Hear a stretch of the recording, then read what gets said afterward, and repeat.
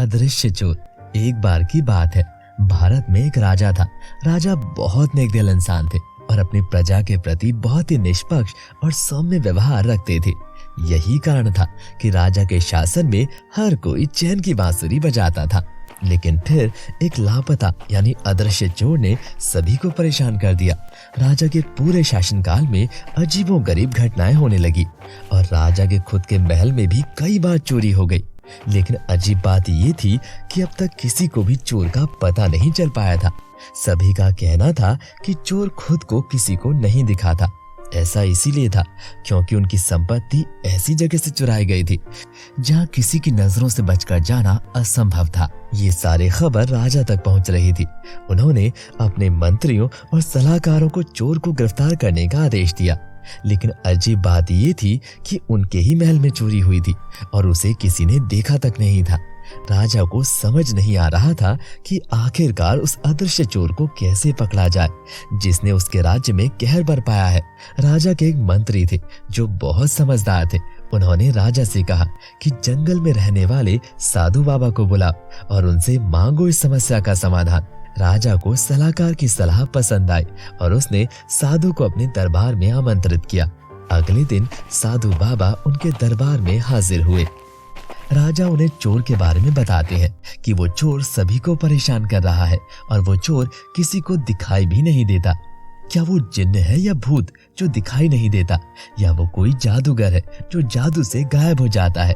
साधु अपनी सारी शक्ति आजमाने के बाद राजा को बताते हैं, राजा जी, वो चोर कोई भूत या जादूगर नहीं है। मैं उसका नाम नहीं जानता, लेकिन इतना जरूर जानता हूँ कि इस चोर के पास संयोग से जादू की टोपी लगी है।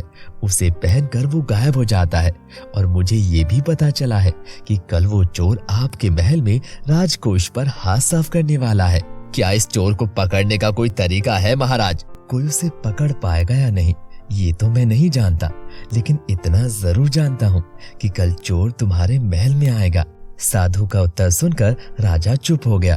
राजा ने उन्हें पुरस्कार देकर विदा किया और फिर चोर को अपने सलाहकारों से पकड़ने के लिए परामर्श करने लगे। सलाहकार ने कहा, हे राजन, इस चोर को पकड़ने के लिए मेरे पास एक बहुत अच्छी तरकीब है। चोर जादू की टोपी पहनकर गायब हो जाता है।